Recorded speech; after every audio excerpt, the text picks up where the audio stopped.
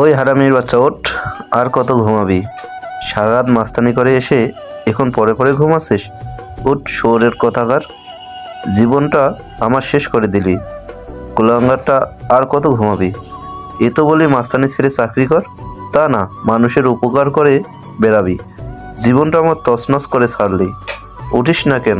সাদাব তার ছেলে রাতুলকে জোরে একটা লাথি মারে। রাতুল বিছানা থেকে ছিটকে পড়ে নিচে। ব্যথায় সে কুঁকিয়ে ওঠে। ঘুমের ঘোরেই চেঁচিয়ে বলে, কোন শালারে আমারে লাথি মারলো? তাকে আমি সামনে তাকিয়ে দেখে তার বাবা রাগে ফুঁসতে ফুঁসতে দাঁড়িয়ে আছে। দরজার কাছে তার মা সীমা আর বড় আপু রিয়া দাঁড়িয়ে আছে। তারা সবাই কঠিন চোখে রাতুলের দিকে তাকিয়ে থাকে। রাতুল কোনো মতে সোজা হতেই সাদা প্রচণ্ড জোরে একটা চড় মারে রাতুলের গালে। চড়ের শব্দে ঘর কেঁপে ওঠে। রাতুল চুপচাপ দাঁড়িয়ে থাকে, গাল চেপে ধরে। ওই হারামির বাচ্চা, তোকে কখন থেকে ডাকছি? উঠিস না কেন? তোর কানে কি তুলো গুজিয়ে রাখিস? কত কষ্ট করে রিয়া তোর জন্য একটা চাকরির কথা বলে এনেছে, আর তুই এখনো নবাবের মতো ঘুমাচ্ছিস? সারা রাত কার কি উপকার করছিস শুনি? আর আমার মান সম্মান কিছু রাখিসনি সমাজে। বাবা, তোমাকে না বলেছি আমি কোনো চাকরি করতে পারবো না? বারবার কেন আমাকে জোর করো? আমার কি খাওয়ার অভাব হচ্ছে? দুবেলা তো ঠিক মতোই খাচ্ছি, কারো কাছেও তো হাত পাচ্ছি না। খুব পকেটের জোর হয়েছে তোর, জানোয়ার। তোর জন্য এলাকার মুখ দেখাতে পারি না, মানুষের থেকে টাকা পয়সা নিস, এসব করে টাকার গরম দেখাস। তোর মান সম্মান না থাকলে আমার আছে। এলাকায় গেলে সবাই আমাকে ছাড় করে, ফ্রিতে সব কিছু দিতে চায়। আর তুই কি না বোকারের মতো চলাফেরা করিস?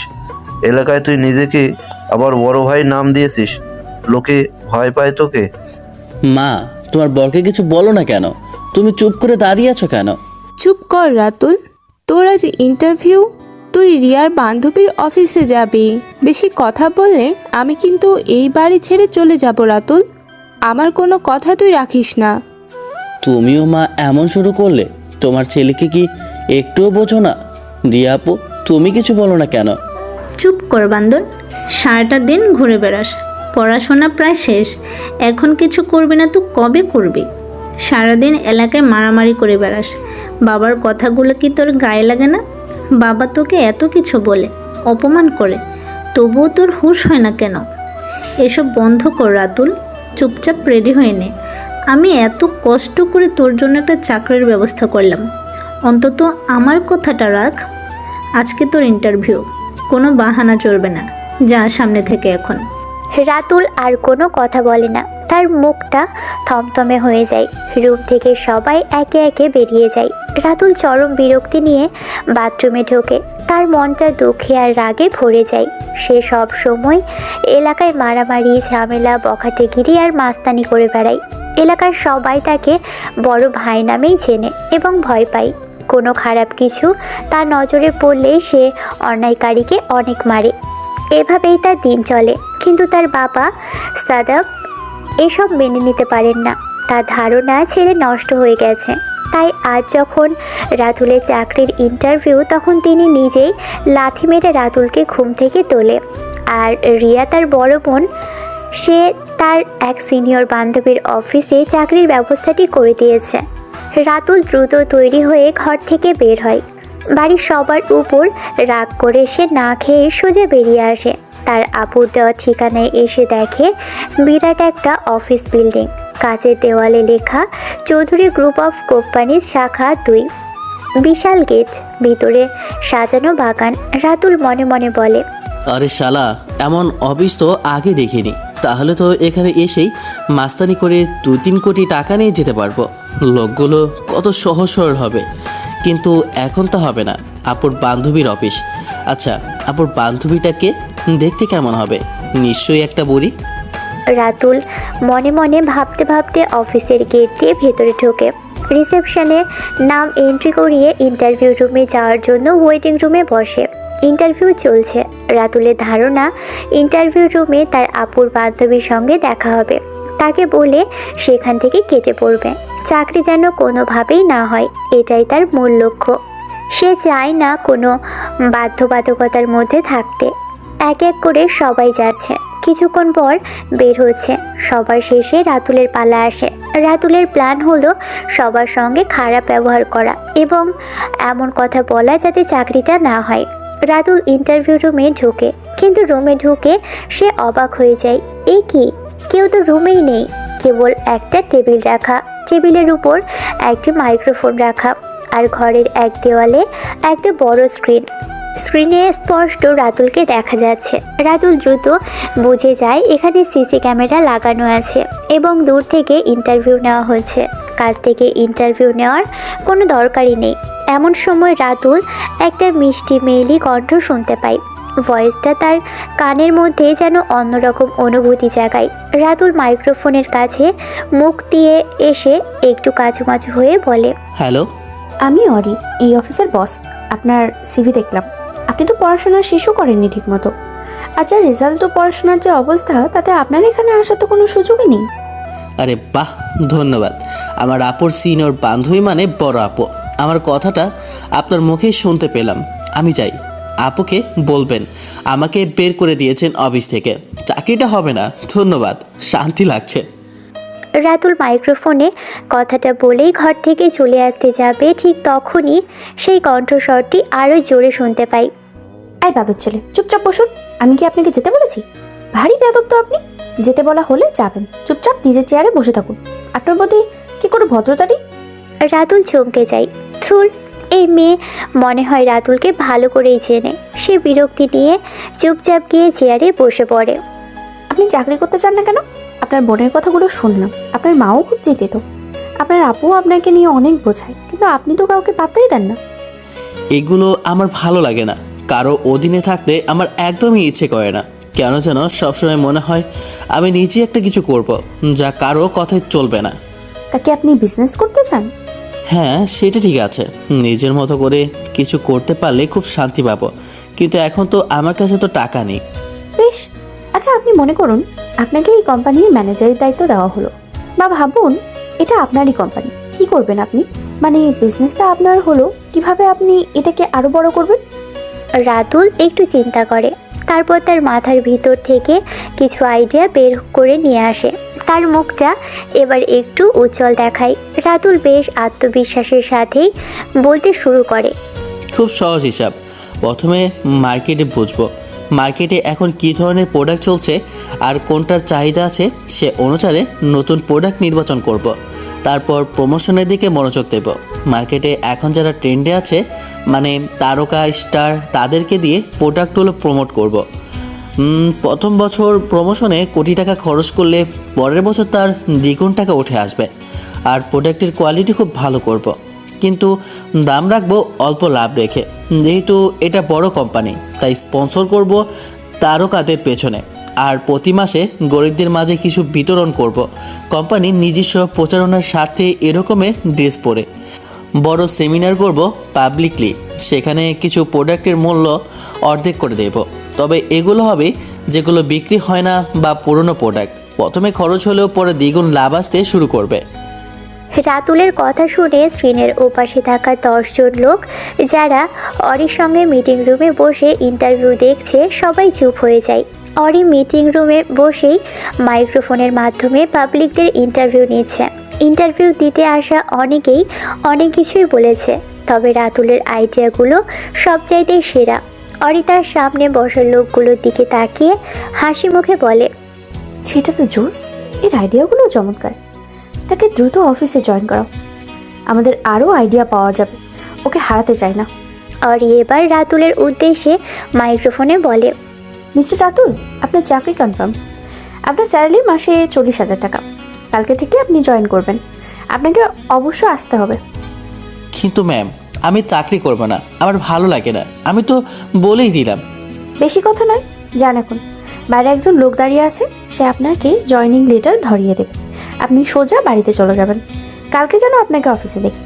রাতুল আর কি করবে? সে হতাশ হয়ে মন খারাপ করে রুম থেকে বের হয়ে যায়। তার পরিকল্পনা ভেস্তে গেল। রুম থেকে বের হতেই একটা মেয়ে এসে রাতুলের হাতে একটা লেটার গুঁজে দেয়। রাতুল মন খারাপ করে দাঁড়িয়ে থাকে। ঠিক তখনই রাতুলের কাঁধে কে যেন হাত রাখে। ঘুরে দেখে তার বন্ধু শিহাব দাঁড়িয়ে। আরে বন্ধু, তুই এখানে কিভাবে কি? তোর তো সারাদিন কাটে মারামারিতে।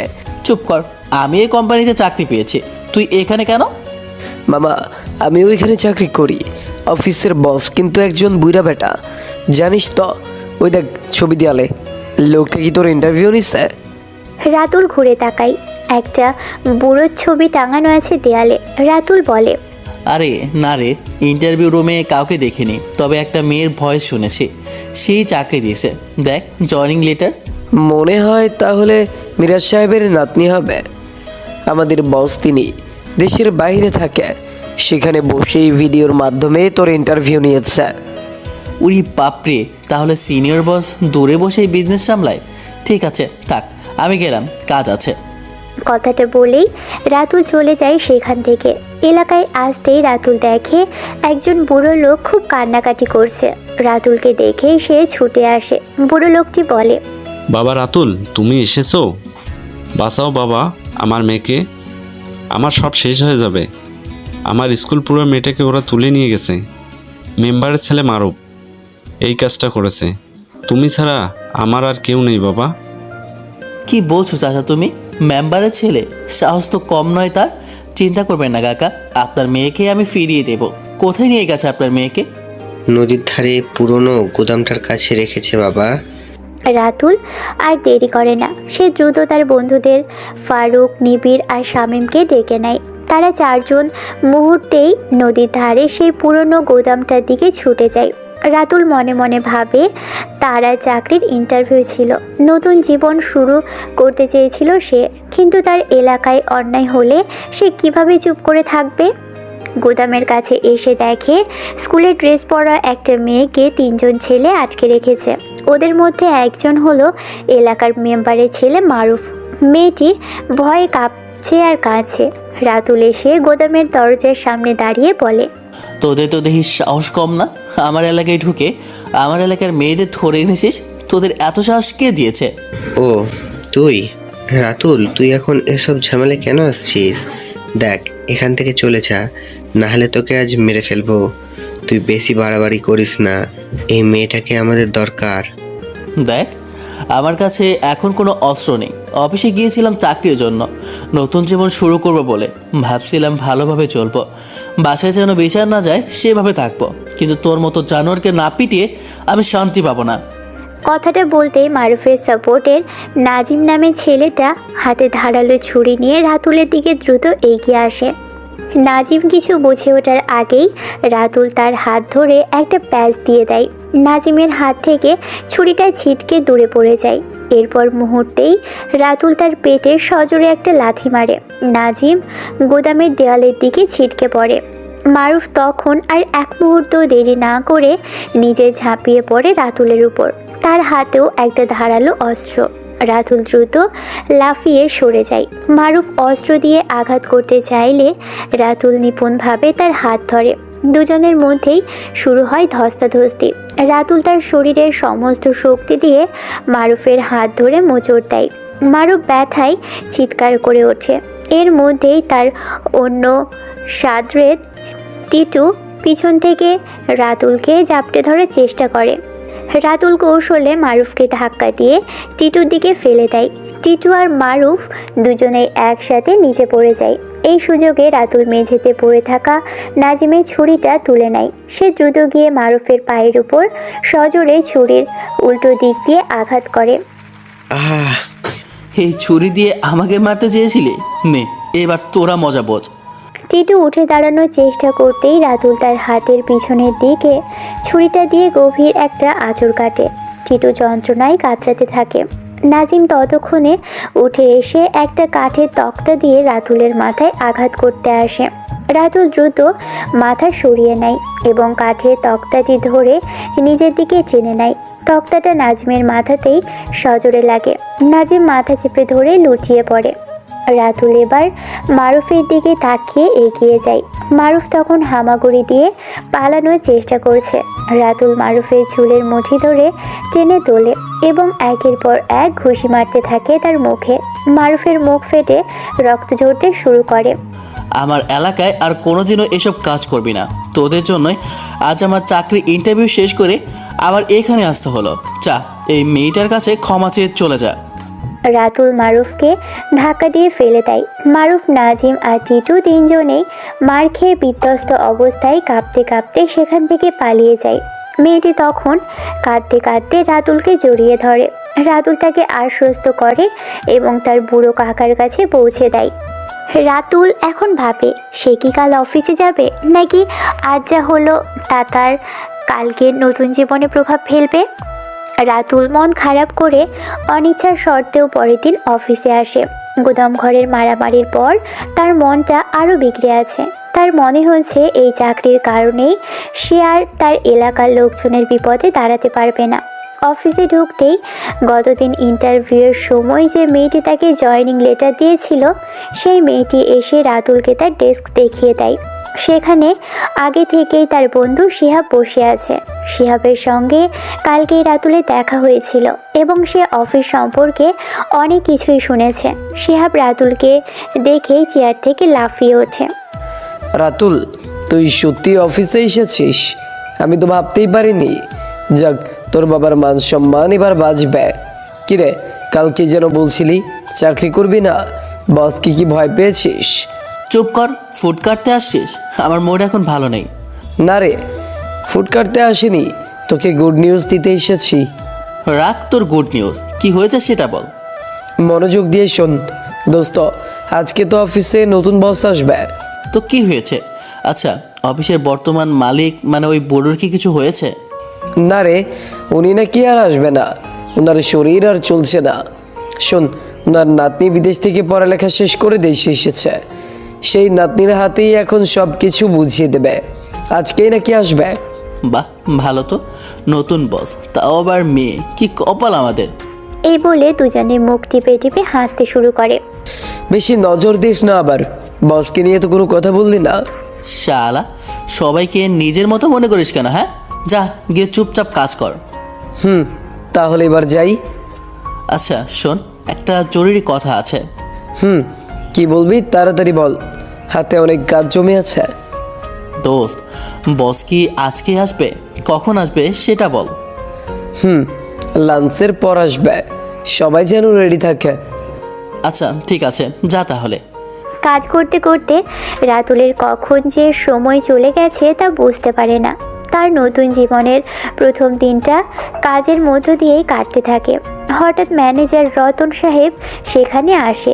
তিনি বেশ গম্ভীর মুখে সবাইকে উদ্দেশ্য করেই বলেন, সবাই রেডি থাকবে, আজকে তোমাদের নতুন বস আসবে। কেউ যেন কোনো প্রকার অনিয়ম না করে সেদিকে খেয়াল রাখবে। সো কেয়ারফুল, কারো কাজে যেন কোনো ভুল না হয়। রাতুল ঘড়ির দিকে তাকিয়ে দেখে দুপুর 2টো বেজে গেছে। শিহাবকে সে ফিসফিস করে বলে, চল খেয়ে আসে, লাঞ্চ টাইম হয়ে গেছে, দুপুরে খাবারটা শেষ করে আসে। তারপর দুজনেই অফিস থেকে বের হয়। তারপর একটা ক্যান্টিনে গিয়ে বসে বসে আড্ডা দেয় আর খায়। রাতুল একটু ঢিলেমি করে গল্প করতে থাকে। এমন সময় শিহাব হঠাৎ ঘড়ির দিকে তাকিয়ে একটু চিন্তিত হয়ে বলে ওঠে, এই রাতুল, আমরা যে এখানে বসে আছি ম্যানেজারের কথা মনে নেই? দুপুরের পর নতুন বস আসবে, আমাদের তাড়াতাড়ি যাওয়া উচিত। আরে সমস্যা নেই, এত দুপুরবেলা বস আসবে না। ওই শালা ম্যানেজার এমনিতে বেশি চিল্লাচিল্লি করে গেছে, দুপুরের খাবার কি আর ফেলে দেওয়া যায়? না রে দোস্ত, তবুও আজকে আমাদের তাড়াতাড়ি যাওয়া উচিত। প্রথম দিনেই কোনো সমস্যা হোক সেটা আমি চাই না। দাঁড়া, আগে খেয়ে নেই, তাড়াহুড়ো করে খেলে পেটে গ্যাস হবে। খেয়ে দিয়ে আয়েশ করে রাতুল আর শিহাব অফিসের উদ্দেশ্যে রওনা হয়। এরই মধ্যে নতুন বস অফিসে চলে এসেছে। নতুন বস এসে সবার সঙ্গেই পরিচিত হতে থাকে। সবাইকে মিটিং রুমে ডেকে নিয়ে যাওয়া হয়। রাতুল আর শিহাব নেই, বাকি সবাই মিটিং রুমে উপস্থিত। তাদের আগের বস বুড়ো মিজান সাহেব সবার সঙ্গে নতুন বসকে পরিচয় করিয়ে দেন এবং বলেন, এই হচ্ছে আমার একমাত্র নাতনি ওরি। বিদেশ থেকে লেখাপড়া শেষ করে দেশে এসেছে। এখন থেকে এই অফিস ওই দেখবে। আমার বয়স হয়েছে, আমি আর পাচ্ছি না। তোমরা সবাই ওকে সব কিছু বুঝিয়ে দেবে, কোনো সমস্যা করবে না। নতুন যারা জয়েন হয়েছে তারাও হেল্প করবে। মিজান সাহেবের কথা শেষ হতেই নতুন বস অরি চারপাশে একবার চোখ বুলিয়ে নেয়। তারপর একটু অবাক হয়ে বলে, দাদু, লোক তো মোট 60 জন থাকার কথা, এখানে তো 58 জন দেখছি। বাকি 2 জন কই? ম্যানেজার রতন সাহেব তখন একটু ইতস্তত হয়ে বলেন, ওরা মনে হয় ওয়াশরুমে গেছে ম্যাম, একটু পরে চলে আসবে, হয়তো লাঞ্চ শেষে ফ্রেশ হচ্ছে। অরি আর মিজান সাহেব এভাবে অনেকক্ষণ কথা বলে, সবার সঙ্গে কুশল বিনিময় করে, কিন্তু রাতুল আর শিহাব তখনও সেখানে ছিল না। ম্যানেজারকে নতুন বস অরি বলে দেয় ওই দুজন এলে যেন সরাসরি তার রুমে যায়। একটু পর রাতুল আর শিহাব অফিসে আসে। তারা দেখে মিটিং রুমে সবাই কেমন জানি রাগী দৃষ্টিতে তাদের দিকেই তাকিয়ে আছে। কেউই কিছু বলছে না, কিন্তু তাদের চোখে বিরক্তি স্পষ্ট। একটু পর ম্যানেজার রতন সাহেব দ্রুত তাদের কাছে আসে। কোথায় ছিলে তোমরা? তোমাদের বলেছিলাম না আজ অফিসে নতুন বস আসবে, খেয়াল নাই তোমাদের? জি স্যার, আমরা একটু বাইরে খেতে গিয়েছিলাম। বাইরে গিয়েছিলে মানে? তোমাদেরকে বলেছিলাম না আজকে নতুন বস আসবে, কথা কানে যায় না তোমাদের? নতুন বসের প্রথম দিনই তোমরা লেট করলে। আসলে স্যার, নাস্তা করতে। ম্যানেজার রতন তাকে আর কিছু বলতে না দিয়ে বলে উঠলেন, রাখো তোমার নাস্তা, এখন যাও বসের রুমে যাও, তোমাদের তিনি ডেকেছেন। এই বুঝি তোমরা প্রথম দিনে আমাকে বিপদে ফেললে, কি হবে কে জানে। ওকে স্যার, আমরা যাচ্ছি। রাতুল আর শিহাব ভয়ে ভয়েই দুজন দুজনের দিকে তাকায়। তাদের মনে হাজারো চিন্তা ভিড় করে। বসের রুমের সামনে গিয়ে তারা একটু থমকে দাঁড়ায়। দুজনেই একসাথে নরম গলায় বলে, আসতে পারি ম্যাম? আসুন। তারা ভয়ে ভয়ে ভিতরে যায়। ম্যাম চেয়ারটা উল্টো করে অন্যদিকে মুখ ফিরিয়ে বসে আছে, যেমনটা বাংলা সিনেমায় দেখা যায়। পিছনের দিকে মুখ করে বসে থাকা গম্ভীর বস। বসুন। কোথায় গিয়েছিলেন আপনারা? ম্যাম, বাইরে খেতে গিয়ে একটু দেরি হয়ে গেছে। আর হবে না ম্যাম, আমরা খুবই দুঃখিত। ম্যানেজার আপনাদের আগে বলেনি আজকে নতুন কেউ আসবে? আপনাদের কি জানানো হয়নি? আসলে রাতুল কথা বলার জন্য যেই মুখ খোলে অমনি ম্যাম তাদের দিকে ঘুরে তাকায়। ম্যামকে দেখেই রাতুলের মুখ বন্ধ হয়ে যায়, চোখ দুটো তার গোল গোল হয়ে যায়। আরে, এ তো অরি আপু, তার আপুর সেই সিনিয়র বেস্ট ফ্রেন্ড। অরি আপুর সাথে কত দুষ্টুমি, কত স্মৃতি জমে আছে। 4 বছর আগে রাতুল অরিকে প্রপোজ করেছিল, কিন্তু অরি তাকে চড় মারে। তারপর থেকে আর দেখাই হয়নি। আর 4 বছর পর দেখা হয়েছে। রাতুল তার সামনে বসে থাকা অরিকে দেখে হাঁ করে তাকিয়ে থাকে। গতকালের ইন্টারভিউয়ের সেই কণ্ঠস্বর আর আজ এই রূপে তার সামনে। রাতুলের মনে হয় যেন সময় থেমে গেছে। শিহাব এই অবস্থা দেখে রাতুলকে কনুই দিয়ে একটা হালকা টোকা দেয়। টোকা খেয়ে রাতুল বাস্তবে ফেরে। আসলে ম্যাম, বাইরে গিয়ে খেয়েছি তো, তাই একটু লেট হয়ে গেছে। নেক্সট টাইম আর হবে না, আপনি চিন্তা করবেন না। গুড। আপনার নাম কি? জি ম্যাম, আমার নাম হচ্ছে শিহাব আহমেদ। আর আপনার? জি অরির কথা শুনে রাতুল তোতলাতে শুরু করে দেয়। যে ছেলে কখনো ভয় পায় না কাউকে, আজকে অরির সামনে তোতলাচ্ছে। আরে, আপনি তোতলান নাকি? হ্যাঁ, নাকি ভয় পাচ্ছেন? ইন্টারভিউ তো আমি নেইনি, আমার অ্যাসিস্ট্যান্ট নিয়েছিল। আমি শুধু অডিও শুনছিলাম। নতুন নাকি? তখন শিহাব পরিস্থিতি সামাল দিতে বলে, না ম্যাম, আসলে ও নতুন কাউকে দেখলে বা হঠাৎ কোনো বড় মানুষকে দেখলে এরকম করে। ও একটু লাজুক তো। আচ্ছা, ঠিক আছে, আপনারা এখন কাজে যান। আর শুনুন, আমার কিছু কথা আছে। জি ম্যাম, বলেন। আমার অফিসে কোনো ধরনের ফাঁকিবাজি চলবে না। আমি চাই না প্রথম দিনেই আপনাদের ডিসমিস করে অন্য কাউকে নিয়োগ দিতে। আমার প্রতিষ্ঠানে কাজ করতে হলে 100% মনোযোগ দিয়ে করতে হবে। সো বি কেয়ারফুল, আর যেন এমন ভুল না হয়। ওকে ম্যাম, আর হবে না, আমরা এখন আসি। ওকে, যেতে পারেন। অরি রাতুলকে কিছুক্ষণ লক্ষ্য করে, রাতুলকে দেখা শেষ করে বলে। এরপর রাতুল আর শিহাব অরির রুম থেকে দ্রুত চলে আসে। করিডোরে এসে শিহাব রাতুলকে হালকা ধমক দেয়। শালা, আজকে তোর জন্য চাকরিটাই চলে যেত। ভাগ্যিস ম্যামের মনে একটু মায়া ছিল, তাই এবার বেঁচে গেলাম। তুই কেন ওইভাবে তাকিয়েছিলে? তাছাড়া তোর মতো ছেলে তুতলালো কেন? আরে, আমি কি করেছি? আমি তো কোনো ভুল করিনি। তুই কি করেছিস মানে? আর বসে বসে আড্ডা দে, বেশি বেশি করে খা, কাজ করা লাগবে না। তোর মতো ব্যাখ্যালি আর একটাও নেই। শিহাব যেন রাগে পুরোই আগুন হয়ে আছে। আরে দোস্ত, বাদ দে, যা হওয়ার তো হয়ে গেছে, আর তো দেরি হবে না। আচ্ছা রাতুল, তুই ওনাকে দেখি ওরকম বোবা হয়ে গেলি কেন? তোকে তো এমন দেখিনি আগে কখনো। আরে না, এমনি কি যে বলিস না। এমনি মানে? নাকি ক্রাশ টাশ খাইছিস? ওনাকে তো দেখতে খারাপ না, আমাদের কলেজ লাইফের নায়িকাদের মতো দেখতে। থুর গাদা, এগুলো কিছু না, আমি এমন কিছু ভাবছি না, চুপ কর তো। না রে, আমি বুঝি আমি তোর বন্ধু, তবে মনে রাখিস সেটা কিন্তু আমাদের বস। বসের সাথে বেশি মাখামাখি করিস না যেন। চুপ কর শালা হারামি, যা এখন কাজ কর, নয়তো আবার ম্যানেজার আসবে। সেদিন কাজ শেষ করে রাতুল বাসায় চলে যায়। রাতে খাবার খেয়ে বিছানায় শুয়ে শুয়ে ভাবতে থাকে। শেষ পর্যন্ত অরি তাদের বস, হায়রে কি আছে তার কপালে আল্লাহ ভালো জানে। সে কিছুতেই বিশ্বাস করতে পারে না। এদিকে অরিও সেদিন রাতে তার রুমে বসে বসে একই কথা ভাবছে। এই ছেলে সেই ছেলে, এই সেই ছেলে রাতুল, যার সঙ্গে আর 4 বছর আগেও সে লুটুপুটু করত। দুজনেই এখন অতীতের কথা মনে পড়ছে তার। দুজনেরই এখন অতীতের কথা মনে পড়তে থাকে। 4 বছর আগে অরি রোজ রাতুলদের বাসায় আসতো। রাতুলের বোন রিয়া আর অরি দুজনেই ছিল ঘনিষ্ঠ বান্ধবী। অরি সবসময় রিয়ার সঙ্গেই লেগে থাকতো। রাতুল অরিকে দেখেই প্রথমে পছন্দ করে। তার মনের গভীরে অরি কখন যে ঠাঁই করে নেয় তা সে নিজেও বুঝতে পারেনি। রাতুল অরিকে সবসময় লুকিয়ে দেখত। অরিকে সে সরাসরি মনের কথা বলতে পারতো না।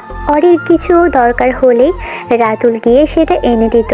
সে ছিল যেন অরির অলিখিত ব্যক্তিগত সহকারী। একদিন রাতুল কলেজ থেকে সাইকেলে ফেরার পথে দেখে তার আপু রিয়া, অরি আর একটা ছেলে রাস্তার পাশে দাঁড়িয়ে আছে। একটা ফুচকার দোকানের সামনে ওরা দাঁড়িয়ে আছে এবং হেসে হেসে কথা বলছে। রাতুল সাইকেল থামিয়ে এগিয়ে যায়। ছেলেটার নাম আরিফ। সে অরির সঙ্গে হেসে হেসে খুবই ঘনিষ্ঠ হয়ে কথা বলে। অরিও আরিফের সঙ্গে খুব হাসে। আরিফ তার হাতে করে ফুচকা তুলে নিয়ে অরিকে খাইয়ে দেয়। তোরা পাবলিক প্লেসে কি শুরু করলি? একটু তো লজ্জা রাখ, লোকে দেখলে কি ভাববে? জানো তো, আমি ওরিকে অনেক পছন্দ করি, আর ওরিও একটু একটু করে। আমরা তো আর লুকিয়ে রাখছি না। চুপ করো তোমরা, বেশি বাড়াবাড়ি করো না। আরিফ, তোমাকে কিছুটা পছন্দ করি, এটা সত্যি, তবে সেটা এখনো সিরিয়াস কিছু নয়। আমি তোমাকে এখনো সেভাবে ভাবিনি। এমন সময় রাতুল তাদের সামনে এসে দাঁড়ায়। রাতুলকে দেখে অরি একটু চমকে যায়। অরি রাতুলের পাশে দাঁড়িয়ে বলে, কি ব্যাপার রাতুল, তুমি এখানে? কোথা থেকে আসলে? তোমার তো এখন কলেজে থাকার কথা। তুমি এখানে কি করছো অরি আপু? আর ওই ছেলেটাকে তোমাদের সঙ্গে কেন দাঁড়িয়ে আছে? রাতুল, তুই এখানে কেন? আর ওটা আমাদের সিনিয়র আরিফ ভাইয়া। কেন রে, কি হয়েছে? তুই এইভাবে কথা বলছিস কেন? তুই সিনিয়রের সঙ্গে ঘুরতে পারিস, কিন্তু অরি আপু কেন ঘুরবে? আপু চলো এখান থেকে, এখন আর এখানে থাকার দরকার নেই। কেন, কি হয়েছে রাতুল? আমি তো তোমার আপুর সঙ্গেই আছি। কিছুই হয়নি, তোমাকে যেতে বলেছি, চলো তো। এত কথা বলো কেন? চলো, তোমাকে আইসক্রিম খাওয়াবো। রাতুল কথাটা বলে অরির হাত ধরে টানে। অরিকে নিয়ে সে সাইকেলের দিকে এগিয়ে যায়। সাইকেলের সামনে বসায় অরিকে। অরি হাসতে থাকে। রিয়া আর আরিফ বোকার মতো তাকিয়ে থাকে। রিয়া, ওটাকে মানে ছেলেটাকে ওরিকে ওভাবে নিয়ে গেল কেন? ওটা আমার ছোট ভাই রাতুল, ও একটু দুষ্ট তো। ওরির সঙ্গে কি ওর কোনো সম্পর্ক আছে? এভাবে তো কেউ টেনে নিয়ে যায় না। আরে ধুর, ওরি আর রাতুল সব সময় দুষ্টুমি করে। ওরা দুজন একদম ছোট ভাই বোনের মতো। ওরে ছোট ভাই হিসেবে রাতুলকে অনেক আদর করে। ওর তো ভাই নেই তাই। ও আচ্ছা, ঠিক আছে, চলো ফুচকা খাই। অরি রাতুলের সাইকেলের সামনের দিকে বসে আছে। বাতাস লাগতেই অরির খোলা চুলগুলো এসে রাতুলের মুখের উপর পড়ে। রাতুল জোরে জোরে শ্বাস নিয়ে চুলের কড়া শ্যাম্পুর গন্ধ নেয়। রাতুল কোনোভাবেই তার সিনিয়র বড় আপু অরিকে হারাতে চায় না। রাস্তার পাশেই আইসক্রিমের দোকানের সামনে সাইকেল থামায়। দুজনেই সাইকেল থেকে নামে। এবার বলো তো, কেন আমাকে ওখান থেকে নিয়ে এলে? তোমার আপুর সঙ্গে কথা বলছিলাম। আইসক্রিম খাওয়াবো বলে। আর তাছাড়া ওই ছেলের পাশে তোমাকে একদমই মানা ছিল না আপু, তাই নিয়ে এসেছি। ওরে আমার ছোট ভাই, তুমি এত চিন্তা করো কেন? কিন্তু সে তো আমাদের সবার সিনিয়র, এভাবে করলে হবে? সবাই তো খারাপ ভাববে। আমি তোমার ছোট ভাই না, আমাকে ছোট ভাই বলো না। তো কি? রাতুল তার মনের কথা বলতে গিয়েও পারে না। তার ঠোঁটের কাছে এসেও কথাগুলো ফিরে যায়। সে চুপ হয়ে যায়। কিছু না বলে আইসক্রিম আনতে চলে যায় সে। দুটো আইসক্রিম নিয়ে এসে একটা অরির হাতে দেয়। দুজনেই দাঁড়িয়ে দাঁড়িয়ে আইসক্রিম খেতে থাকে। এভাবেই কেটে যায় অনেক দিন। রাতুল আর অরির মধ্যে সেই খুনসুটি সাইকেলে ঘোরার দিনগুলো চলতে থাকে। রাতুলের একতরফা ভালোবাসার দিনকে দিন আরও গভীর হয়।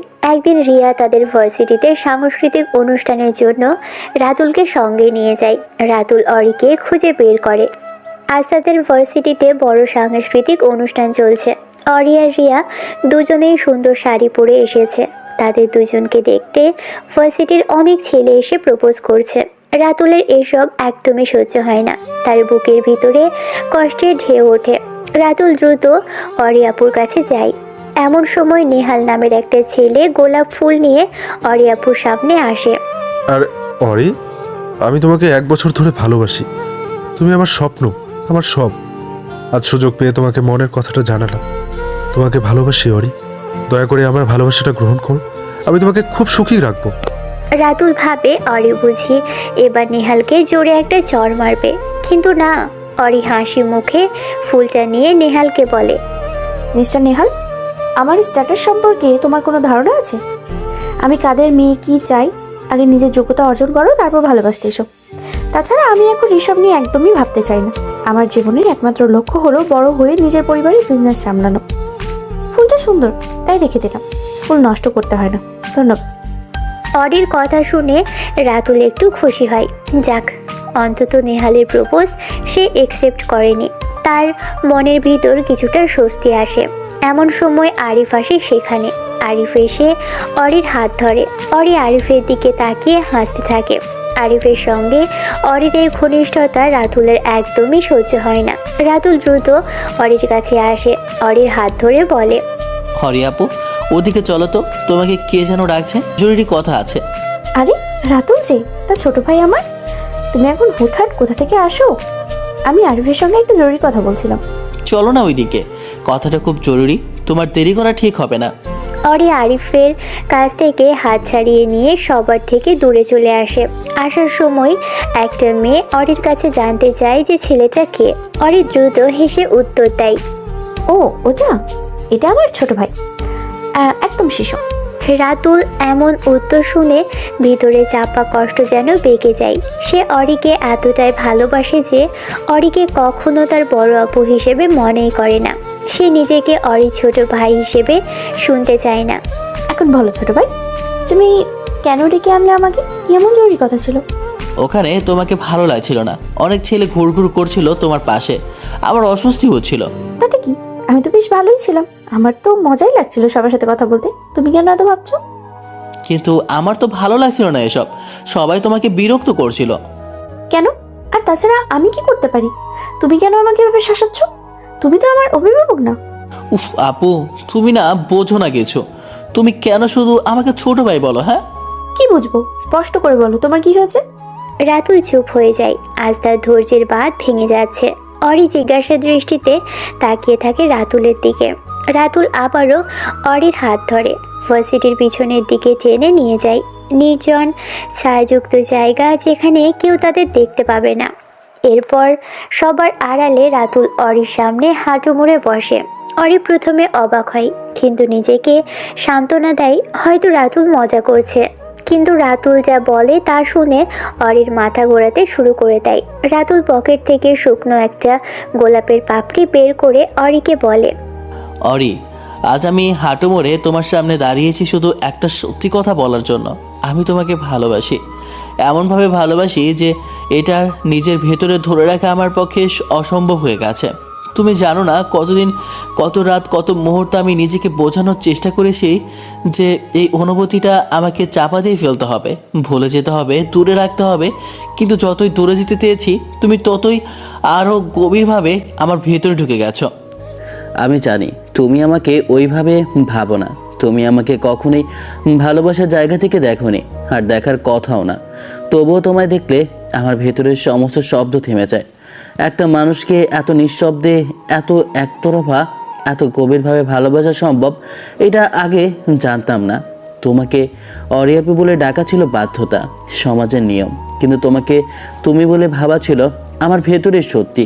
তুমি যখন হাসো মনে হয় পৃথিবীটা একটু সহজ, তুমি যখন রাগ করো আমার বুকের ভেতর ভারী কিছু নড়ে ওঠে। তুমি যখন পাশ দিয়ে চলে যাও মনে হয় সময় একটু থেমে যেতে পারতো। আমি জানি এইসব অনুভূতি একপাশের, একদম একতরফা। শুধু আমার দিক থেকে জ্বলা আগুন, কিন্তু আগুনটাকে অস্বীকার করার মতো শক্তি আমার নেই। আজ আমি এইটুকুই বলতে চাই, তুমি আমাকে গ্রহণ করো বা নাই করো, আমি কোনো দাবি করতে আসিনি, কোনো প্রতিদান চাইতেও আসিনি। আমি শুধু চাই তোমাকে দেখে, তোমাকে ভাবতে ভাবতে, তোমার নাম মনে করে আমি বেঁচে থাকার একটা অদ্ভুত শান্তি পাই, সেটা অনুভব করো। তুমি আমাকে ফিরিয়ে দিলেও আমি তোমাকে দোষ দেব না, দূরে গেলেও থামাবো না, কারণ সত্যিকারের একতরফা ভালোবাসা কখনো দাবি করে না, শুধু চুপচাপ নিজের জায়গায় থেকেই যায়। তোমাকে ছাড়া আমার জীবন থেমে থাকবে না, কিন্তু তোমাকে ভালো না বেসে থাকা, সেটা আমি কোনোদিনই পারবো না। তুমি চাইলে আজই চলে যাও, কিছু বলবো না। আমাকে অপেক্ষা করাও, তাও আমার অনুভূতি বদলাবে না। আমি শুধু জানিয়ে দিতে চাই যে যেখানেই যাই, যতদূর বাঁচি, যত মানুষই দেখি, আমি তোমাকেই মনে রাখবো। কারণ কিছু অনুভূতি পূর্ণ না হয়েও সম্পূর্ণ হয়ে যায়, আর আমার ভালোবাসা ঠিক সেই রকম। তুমি আমাকে কিছুই দেবে না, তাও আমি তোমাকেই চাই, একতরফা, নিঃশব্দ, বিনা প্রত্যাশায়, তবুও যতটা গভীরভাবে পারে একজন মানুষ আরেকজনকে ভালোবাসতে। অরি এসব শুনে স্তব্ধ হয়ে যায়। সে হাঁ করে কিছুক্ষণের জন্য অবাক হয়ে রাতুলের দিকে তাকিয়ে থাকে। রাতুল উঠে দাঁড়ায়। অরি কোনো কিছু চিন্তা না করে ঠাস করে রাতুলের গালে একটা চড় বসিয়ে দেয়। ছি রাতুল, তোমার এত বড় সাহস হলো কি করে? তোমাকে আমি ছোট ভাই হিসেবে দেখে এসেছি, সবসময় ভেবেছি তুমি আমার ছোট ভাই, আমার ভাইয়ের অভাব তুমি পূরণ করতে, আর শেষে তুমি কিনা আমাকে প্রপোজ করলে। একটু কি লজ্জা করলো না? তোমার মনে এইরকম নোংরা চিন্তা ছিল? আর কখনো তুমি আমার সামনে আসবে না, দূর হয়ে যাও। অরি কাঁদতে কাঁদতে সেখান থেকে দ্রুত চলে যায়। রাতুল মাথা নিচু করে দাঁড়িয়ে থাকে, তার চোখ দিয়ে অঝরে জল ঝরতে থাকে। সেই আঘাতে ও অপমানে রাতুল অনেক কাঁদে। সেই কষ্টে রাহুল হয়ে যায় বেহায়া, বখাটে, রাগী, মাস্তান একটা ছেলে। অন্যদিকে অরি স্কলারশিপ নিয়ে দেশের বাইরে পড়তে চলে যায় সেই ঘটনার মাসখানেক পরে। এরপর কেটে যায় 4টা বছর। পুরনো কথাগুলো ভাবতে ভাবতেই কখন যে রাতুল আর অরি ঘুমিয়ে পড়েছে কারোর ঠিক মনে নেই। একতরফা ভালোবাসার সেই প্রত্যাখ্যানের যন্ত্রণা তাকে এখনও তাড়া করে। পরের দিন শুক্রবার ছিল, তাই রাতুল অনেক দেরি করে ঘুম থেকে ওঠে। তার ছুটির দিন। সে শিহাবকে কল করে। কি রে দোস্ত, কি অবস্থা, কেমন আছিস? এই তো আছি, তোর কি অবস্থা? তোকে তো কাল সারাদিন দেখলাম না। আছে মোটামুটি, বিকেলে দেখা করিস, কথা আছে। বিকেলে? আচ্ছা ঠিক আছে। শোন রাতুল, তুই বরং আমাদের বাসায় চলে আসিস, বাইরে যাব না। আর আম্মাও তোকে আসতে বলেছে, তোর জন্য ভালো কিছু রান্না করবে বলেছে। আচ্ছা ঠিক আছে, আসবো, কোনো চিন্তা করিস না। ওকে, তাহলে রাখছি, ভালো থাকিস। এরপর দুপুরে খাওয়া দাওয়া করে বিকেলে রাতুল শিহাবের বাসায় যায়। শিহাব তখন ছাদে বসে আছে। রাতুল উপরে গিয়ে দেখে শিহাব বসে বসে আপন মনে গান শুনছে। কি রে দোস্ত, কি করিস? তুই তো পুরাই রোমান্টিক হয়ে গেছিস। কিরে, তুই আসছিস? এই তো বসে আছি, গান শুনছি আর আকাশ দেখছি। আয় বস। মাত্র আসলাম, তোর সঙ্গে কিন্তু কথা ছিল রে দোস্ত, খুব জরুরি। তো বল, কি বলবি? নাকি কথা বলার অনুমতি লাগবে? আচ্ছা শোন, তোকে আমি যে আগে আমার যে একতরফা ভালোবাসার কথা বলতাম, যে কারণে মারামারি ঝামেলা করে বেড়াতাম, যে একজনকে ভালোবেসে বেয়া হয়ে গেছি, যে বড় আপুকে ভালোবাসতাম, সেই সব তোর মনে আছে? মনে থাকবে না কেন? তোর জীবনের এত বড় ট্র্যাজেডি আমি ভুলবো? তো এখন আবার কি হয়েছে? কি আর হবে, যা হওয়ার তো তাই হয়েছে। তোকে যে অরির কথা বলতাম, সেই অরি হচ্ছে আমাদের অফিসের বর্তমান নতুন বস। কিরে, তুই কি সত্যি বলছিস দোস্ত? মজা করছিস না তো? সত্যি। তুই বিশ্বাস না করলে কাল অফিসে দেখিস, সে আমাদের আপুর বান্ধবী হয়, মানে রিয়াপুর বেস্ট ফ্রেন্ড। আমি জানতাম না আপুই তার অফিসে পাঠাবে আমাকে। তাহলে তো ভালোই হলো। এখন আবার প্রপোজ করবি, উনি হ্যাঁ বললে তো অফিসের মালিক তুই হয়ে যাবি। ভাগ্য তো দেখছি তোর সুপ্রসন্ন। তুই কি পাগল নাকি? আমার চাকরি থাকে কি না সেটা নিয়ে এখন আমি চিনতে আছি, আর তুই বলছিস রিলেশন করতে? তোর মাথা খারাপ হয়ে গেছে? শালা ফকিন্নি, তখন পড়াতে পারলি না কেন? সুযোগ ছিল, এবার মজা বোঝ। তোর উপর প্রতিশোধ নিবে দেখিস। আরে বেটা, এমন হবে কে জানতো? প্রপোজ তো করেছিলাম, এখন গ্রহণ না করলে আমি কি করতে পারি? তো এখন যদি চাকরিটা চলে যায় খুব ভয় লাগছে রে। আপু আর বাবা জানলে আমার খবর আছে। আরে তুই পাগল নাকি? চাকরি কি বললেই চলে যাবে? দেখ না কি হয়। বস হয়তো এতটাও খারাপ নয়। মনে হয় না বেশি দিন টিকবে। অচিরেই লোহায় মরিচা পড়ে যাবে। সে নিশ্চয়ই আমাকে তাড়ানোর সুযোগ খুঁজবে। আরে গাধা, সেটা পরে দেখা যাবে। আগে তোর নিজেকে স্টিল রাখ, মাথা ঠান্ডা রাখ। রাখবো, চেষ্টা করব। সেদিন শিহাবদের বাসা থেকে আসতে রাতুলের অনেক রাত হয়ে যায়। বাসায় এসে সে গভীর ঘুমে তলিয়ে যায়। পরের দিন ঘুম থেকে উঠতেই রাতুলের অনেক দেরি হয়ে যায়। উঠে দেখে অলরেডি সকাল 9টা বেজে গেছে। তাড়াতাড়ি রেডি হয়ে সে অফিসের দিকে যায়। অফিসে পৌঁছতে প্রায় 10টা বাজে।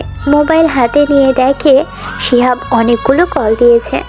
সাইলেন্ট মোড থাকার কারণে রাতুল ধরতে পারেনি। অফিসে ঢোকার পর শিহাব দ্রুত রাতুলের কাছে আসে। কিরে এত দেরি কেন? কতগুলো কল দিছি তোকে। তোর মোবাইলটা কি সবসময় সাইলেন্ট মোডে থাকে? তোকে ম্যাম ওনার রুমে যেতে বলেছে। কেন বলেছে? কিছু কি জানিস? দেরি করে এসেছে তাই? মনে হয় দেরি করে এসেছিস তাই ডেকেছে। যা গিয়ে দেখ, দেরি করিস না। রাতুল মনে মনে বলে, আল্লাহ মোরে রক্ষা করো, চাকরিটা বাঁচাও। সে আস্তে আস্তে অরির রুমের কাছে যায়। দরজায় টোকা দিয়ে বলে, ম্যাম আসবো? আসুন। কি কপাল রে আমার, যাকে এতদিন থ্রেড দিতাম, তুই তোকারি করতাম, কথায় কথায় রাগারাগি কেয়ার করতাম, কারোর সাথে মিশতে দিতাম না, আর আজ মানকা চিপায় পড়ে তাকে আপনি করে বলতে হচ্ছে। এর থেকে বড় অপমান আর কি হতে পারে? রাতুল মনে মনে ভাবতে থাকে। এরপর রাতুল ভিতরে যায়। সে একটা চেয়ারের পাশে দাঁড়িয়ে থাকে। ম্যানেজার রফিক সাহেবও সেখানে ছিল। রাফিক সাহেব, ওনাকে কাগজটা দিন। ম্যানেজার রাতুলকে একটা কাগজ ধরিয়ে দেন। রাতুল ভাবে শেষ পর্যন্ত চাকরিটা চলেই গেল। বাবা মায়ের চেহারাগুলো তার চোখের সামনে ভাসতে থাকে। কষ্টে যেন বুক ভেসে যাচ্ছে। তবুও রাতুল নিজেকে ধরে রাখে। সে ভয়ে ভয়ে কাগজটা পড়তে শুরু করে। পড়েই রাতুলের চোখ কপালে উঠে যায়, কারণ কাগজটাতে লেখা আছে রাতুলকে অরির প্রাইভেট সেক্রেটারি বানানো হয়েছে। সব সময় অরির সঙ্গেই থাকতে হবে। কিন্তু কেন এটা করলো? রাতুল বুঝতে পারে না। তার মনটা খারাপ হয়ে যায়। নিশ্চয়ই কোনো কারণ আছে। রাতুল কাগজটা নিয়ে বেরিয়ে আসে। শিহাব জিজ্ঞেস করে, কিরে কি বলেছে? এত চুপচাপ কেন? রাতুল কাগজটা ওর হাতে দেয়। শিহাব কাগজটা পড়ে হেসে ওঠে। বাহ, তোর তো প্রমোশন হয়েছে, প্রাইভেট সেক্রেটারি। তোর কপাল খুলে গেল। বিকেলে ট্রিট দিবি কিন্তু। না রে দোস্ত, আমাকে সেক্রেটারি বানিয়েছে মানে কোনো কাহিনী আছে। তুই অরিকে চিনিস না, আমি ওকে হারে হারে চিনি। ও ঠিকই এখন মজা নেবে। আমাকে সারাক্ষণ চোখে চোখে রাখার ব্যবস্থা করেছে। আরে বেটা, তোর মাথায় এইগুলো ছাড়া ভালো কোনো চিন্তা আসে না? কি করবে? দেখিস কিচ্ছু করবে না। চুপচাপ কাজ কর, তোর তো লটারি লেগেছে। এরপর রাতুল কাজ শুরু করে দেয়। একটু পর পিয়ন এসে রাতুলকে বলে, ম্যাম আপনাকে ডাকছে। কেন? আমি তো কাজ করছি। ম্যাম দেখতে পাচ্ছে না? কেন ডেকেছে সেটা ম্যামকে জিজ্ঞেস করুন, আমাকে কেন বলছেন? জি ঠিক আছে। না থাক, আমি যাচ্ছি, আপনি এখন আসতে পারেন। একটু পর রাতুল অরির কাছে যায়। ম্যাম আমাকে ডেকেছেন? অরি টেবিলের উপর ফাইল দেখতে দেখতে বলে, আপনাকে আমার প্রাইভেট সেক্রেটারি বানানো হয়েছে। আজকে তেমন কোনো কাজ নেই। কাল সকালবেলা আপনি আমার বাসার সামনে থাকবেন। আমার সঙ্গে ব্যক্তিগত কিছু কাজ আছে। কিন্তু ম্যাম আমার কাজ তো অফিসে, অফিসের বাইরে কেন? অরি ফাইল থেকে চোখ তুলে রাতুলের দিকে তাকিয়ে তীক্ষ্ণ হাসি হেসে বলে, ভুলে যাবেন না, আপনি এখন আমার সেক্রেটারি, আমার ব্যক্তিগত সহকারী। সো যেটা বলছি সেটা করবেন। আপনার কাজ এখন অফিস না, আমি। Okay ma'am. রাতুল আর কি করবে? তবে বড় আপুর এমন বিহেভ তাকে বেশ অবাক করছে। 4 বছর পর তার কলেজ লেভেল ক্রাশ অরিকে দেখেছে, তার উপর সেক্রেটারি বানিয়েছে। আজ অফিস এসেছে রাতুল। তার মনটা এখনও খারাপ। তার সেক্রেটারি পদে প্রমোশনকে সে কোনোভাবেই সহজভাবে নিতে পারছে না। অফিসে ঢুকেই সে দেখতে পায় তার ডেস্কের পাশে একটা নতুন মেয়ে বসে আছে। মেয়েটি দেখতে খুবই স্মার্ট এবং তার আশেপাশে অন্য ছেলেরা একটু ভিড় করে আছে। রাতুল নিজের জায়গায় গিয়ে বসে। তখনই শিহাব এসে রাতুলের কাঁধে হাত রাখে। কিরে কাল বললি ম্যাম তোকে বাসায় ডেকেছে, যা শুনি তোর তো কপালে খারাপ হবে। রাতুল কাজ থেকে চোখ না সরিয়ে বলে, ভুলে গেছি, মনে ছিল না। কালকে তো অফিস ছুটি ছিল, তাই সিরিয়াসলি নিইনি। ওইদিকে তাকা, দেখ নতুন একটা মেয়ে এসেছে, ম্যানেজার সাহেবের রিকমেন্ডে আজ জয়েন করেছে। মেয়েটার নাম নিতে, দেখতে কিন্তু বেশ স্মার্ট।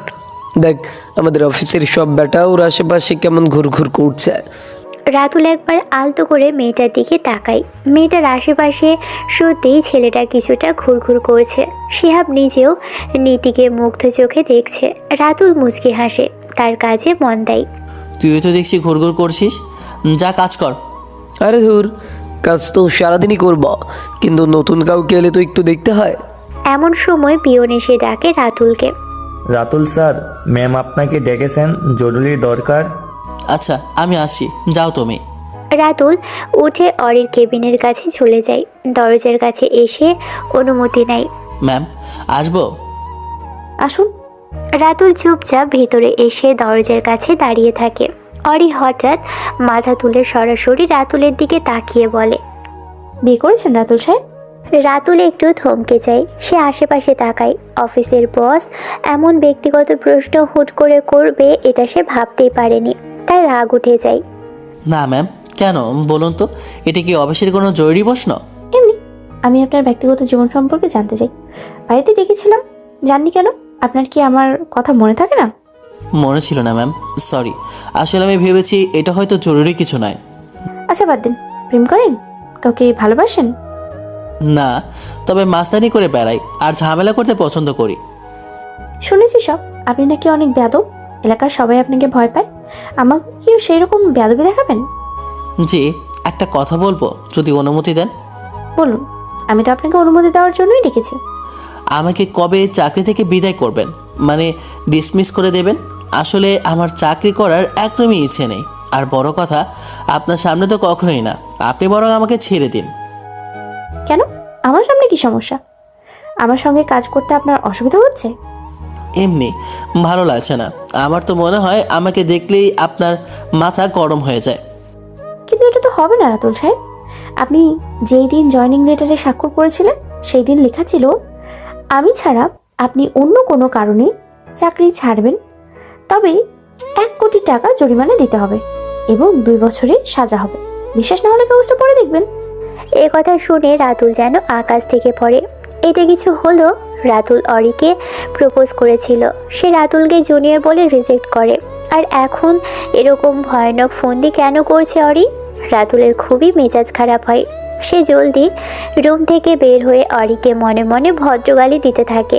সে বুঝতে পারে এটা বসের প্রতিশোধের প্রথম ধাপ। আর অরি তার কেবিনে বসে মুচকি মুচকি হাসছে। তার প্রতিশোধ শুরু হলো। সে দ্রুত ফোন করে রিয়াকে। দোস্ত, তোর ছোট ভাই রাতুলকে ফাঁসিয়ে দিয়েছি।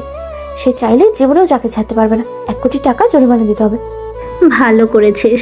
বান্দরটা এলাকায় বখাটেদের সাথে থেকে থেকে নিজেও বখাটে হয়েছে। এলাকায় তাকে বড় ভাই নামে ডাকে, বাইরে বের হতে পারে না। তুই ওর জীবনটা একটু ঠিক করে দে। চিন্তা নেই, আমি ঠিক করে ফেলবো।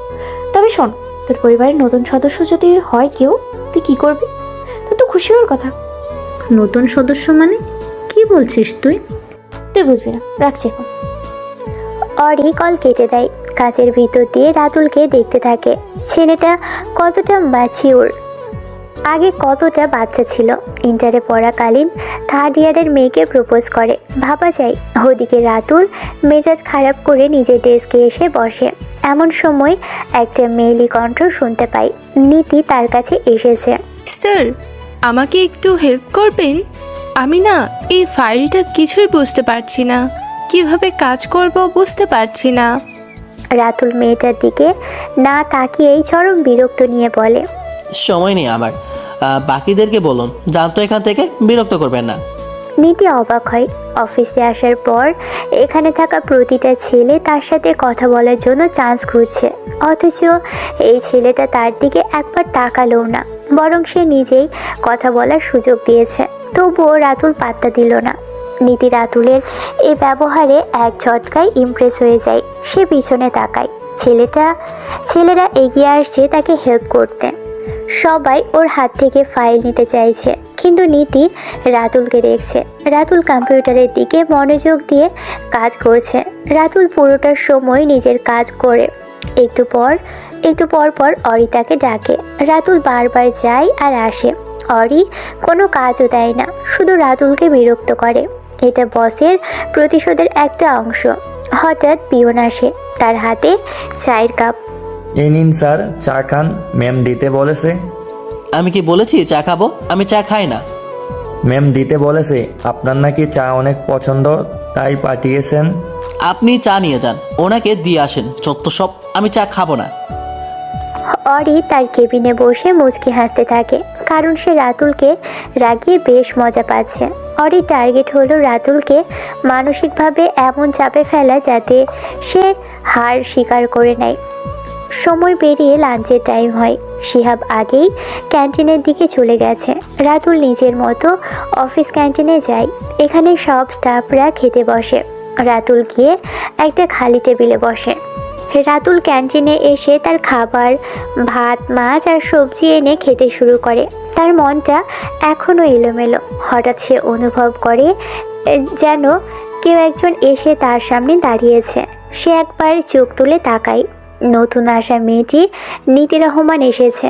নীতি হাসি মুখে বলে, মিস্টার, এখানে কি বসতে পারি? আপনার টেবিলটা ফাঁকা আছে। অফিস ক্যান্টিনের টেবিল, কারো নিজের নাম নেই, ইচ্ছে হলে বসুন। রাতুল বিরক্তি নিয়েই উত্তর দেয়। নীতি হাসি মুখে বলে, ওকে, ধন্যবাদ। রাতুল মনোযোগ দিয়ে খাবার খাচ্ছে। নীতি বারবার আর চোখে রাতুলকে দেখছে। নীতি চোখে মুখে মুগ্ধতা স্পষ্ট। অফিসের সবাই ওদের টেবিলের দিকে তাকিয়ে আছে, কারণ যে মেয়ে কাউকে পাত্তা দিচ্ছে না সেই মেয়ে রাতুলের সঙ্গে এসে কথা বলছে। ব্যাপারটা ছেলেদের কাছে অস্বাভাবিক লাগে। মিস্টার, আপনার নাম জানা হয়নি, জানতে পারি? আমরা তো একসঙ্গে কাজ করব। প্রয়োজন পড়লে নিজেই বলবো, আপনি আপনার কাজ করুন। আচ্ছা, আমার নাম নীতি রহমান। যেহেতু আমরা কলিগ, তাই পরিচিত হতে পারি কি? ওহ, আমি রাতুল, ব্যাস, আর কিছু জানতে হবে না। ঠিক তখনই স্টাফ ক্যান্টিনে অরি চলে আসে। অফিসের একজন বস এমন সাধারণ ক্যান্টিনে এসেছে, এটা দেখে সবাই উঠে দাঁড়ায়। কিন্তু রাতুলের সেদিকে কোনো খেয়াল নেই। সে তার মতো করেই খেয়ে যাচ্ছে। অরি এসে সোজা রাতুলের টেবিলে বসলো। তাদের ম্যাম এখন সাধারণ ক্যান্টিনে এত স্টাফের মাঝে এসে বসেছে। এটা দেখে সবাই আরও অবাক হয়। অরি রাতুলকে উদ্দেশ্য করে বলে, এই যে রাতুল সাহেব, এখানে কি খাচ্ছেন? আপনার সাথে সামনের মিটিং আছে, সেটা নিয়ে ডিসকাস করতে হবে, গুরুত্বপূর্ণ ফাইল দেখতে হবে। চলে আসুন আমার কেবিনে। কিন্তু ম্যাম, আমি তো খাচ্ছি, আমার এখনো শেষ হয়নি। রাখেন আপনার খাওয়া, আসতে বলছি না? আপনার খাওয়ার চেয়ে অফিসের কাজটা বেশ জরুরি। জি ম্যাম। রাতুল অনিচ্ছার সত্ত্বেও উঠে দাঁড়ায়। অরি চলে যায়। সবাই ভাবে রাতুল এবার গেল। নতুন বস তাকে সবার সামনে ডেকে অপমান করবে নিশ্চিত। রাতুল অরির কেবিনে এসে দাঁড়ায়। কেবিনের একপাশে একটা ছোট খাবার টেবিল রাখা আছে।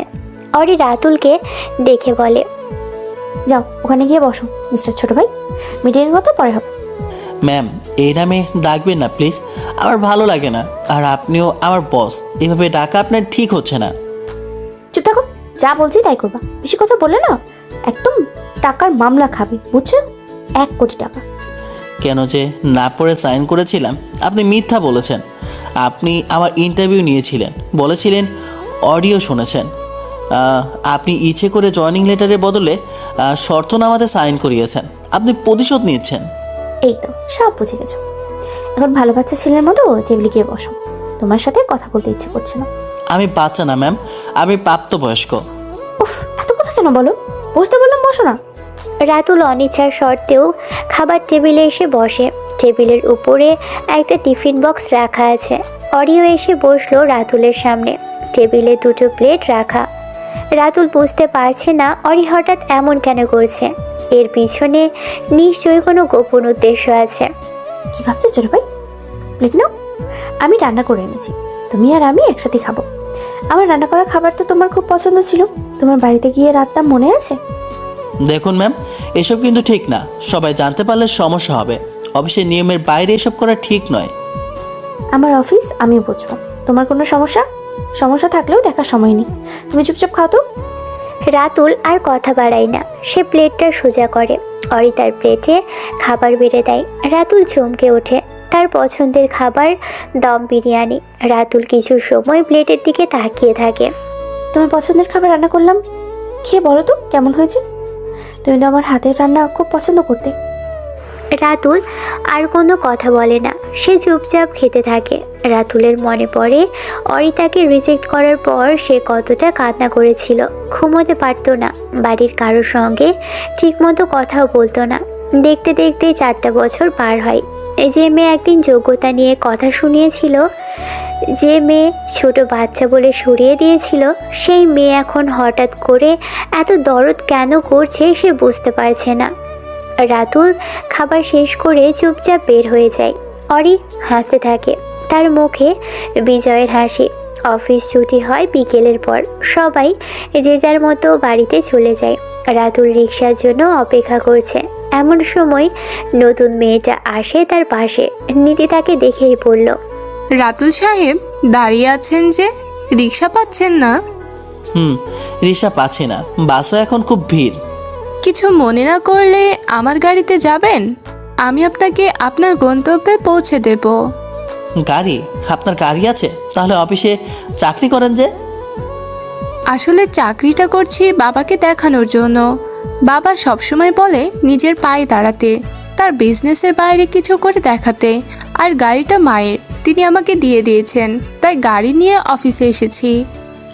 তবে ধন্যবাদ, অন্য কোনো দিন যাব, আমার এখন হাঁটা দরকার। বেশ, অপেক্ষাতেই রইলাম।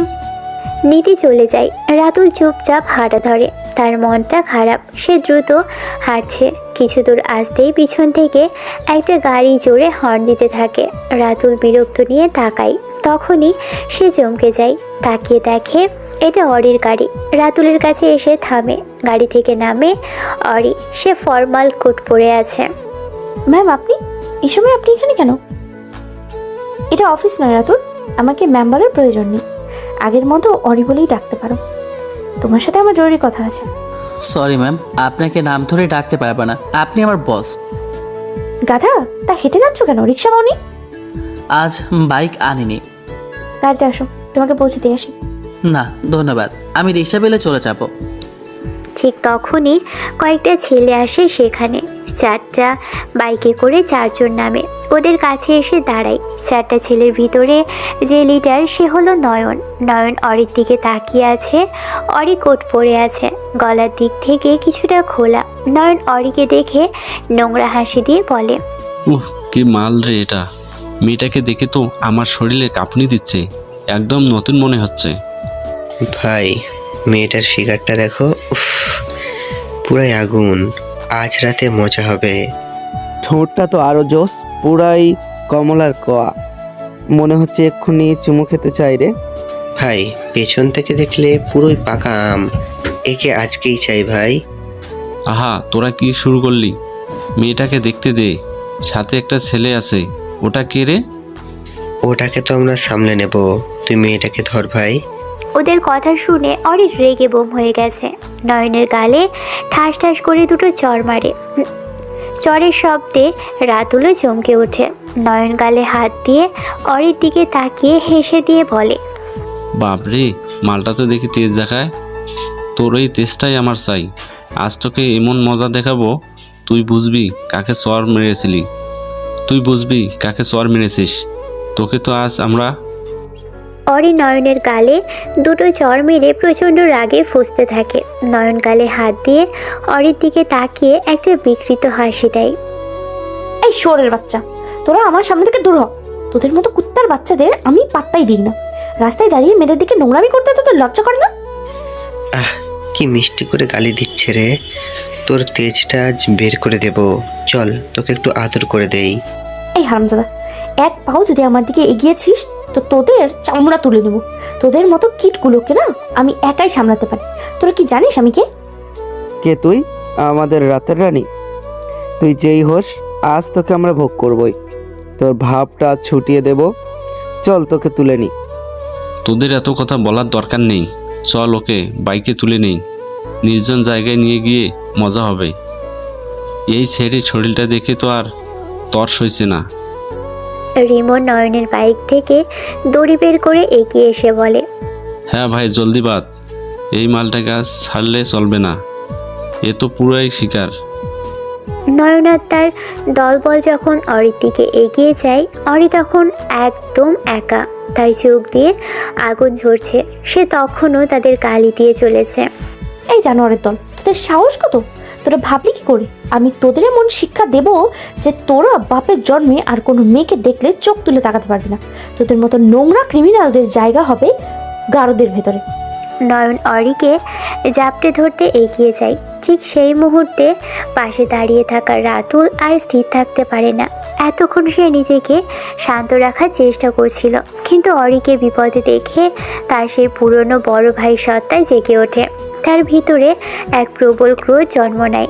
তার হাত দুটো আপনা আপনি মুঠো হয়ে যায়। রাতুল দ্রুত এক লাফে নয়নের সামনে গিয়ে দাঁড়ায়। এই এক পাও নড়বি না, তোর সাহস তো কম নয়। আমার সামনে দাঁড়িয়ে তুই আমার অরিকে টাচ করবি?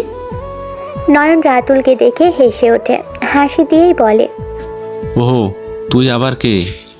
এর বয়ফ্রেন্ড নাকি? তুই সরে যা, নয়তো তোকেও শেষ করে দেব।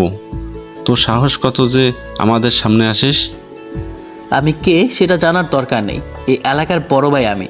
আমার এলাকা থেকে সরে যা তোরা, নয়তো আজ তোদের এমন মার মারবো যে তোদের বাবা মাও চিনতে পারবে না। রাতুল তার কথা শেষ করতে না করতেই নয়নের পেটে সজোরে এক ঘুষি বসিয়ে দেয়। নয়ন ছিটকে গিয়ে বাইকের উপরে পড়ে। রাতুল মুহূর্তের মধ্যেই জীবনের দিকে ঘুরে দাঁড়ায়। রাতুল যখন নয়নকে ঘুষি মেরে পাটিতে ফেলে দেয়, ঠিক তখনই পিছন থেকে রিমন এসে রাতুলের দিকে ছুরি চালাতে যায়। অরি চিৎকার করে রাতুলকে ডাক দেয়, রাতুল পিছনে। রাতুল ঘুরতেই ছুরিটা তার বাহুতে এসে লাগে। গরম রক্ত বেরিয়ে আসে। রাতুল ব্যথায় কুঁকিয়ে উঠলেও মুহূর্তের মধ্যেই নিজেকে সামলে নেয়।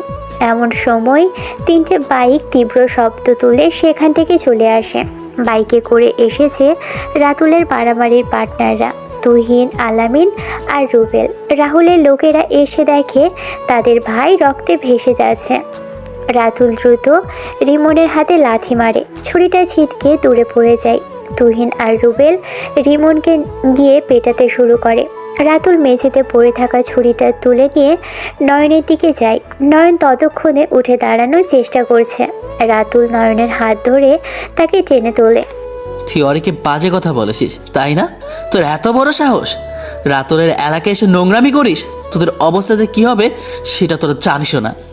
কথাটা বলেই রাতুল আর দেরি করে না, নয়নের বাহুর ঠিক উপরেই ছুরিটা নির্মমভাবে ঢুকিয়ে দেয়।